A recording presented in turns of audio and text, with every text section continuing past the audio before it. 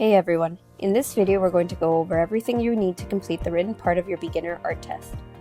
This test is a great opportunity to show what you've learned in class and how much you've grown as an artist. This video is a helpful review of the lessons we've already covered, and it will walk you through how to complete the written test so you know exactly what to expect. Let's get started. Now we have our theory of light. This is usually the trickiest part to remember, but don't worry, we'll go through it together. For our younger students, you don't need to worry about spelling or writing these words. You can simply tell your teacher the answer and they'll help you fill it in. The first part is the brightest spot on an object. This is called the peak highlight. A helpful way to remember this is to think of a mountain. The very top of a mountain is called the peak, and it's closest to the sun, so it gets the most light. That's why the brightest spot is always called the peak highlight. The next part is the form shadow.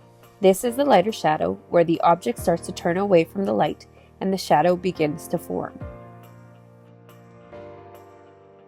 The next part is the core shadow. The core shadow is the darkest part of the object. A helpful way to remember this is to think of an apple. The center of an apple is called the core, and it doesn't get any light.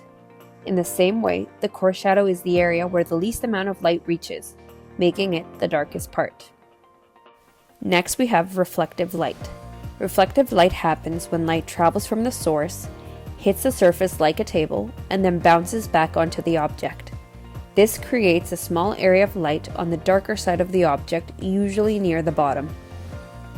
The last part is the cast shadow. This is the shadow that the object creates on the surface it's sitting on. A helpful way to remember this is to think of a fishing rod.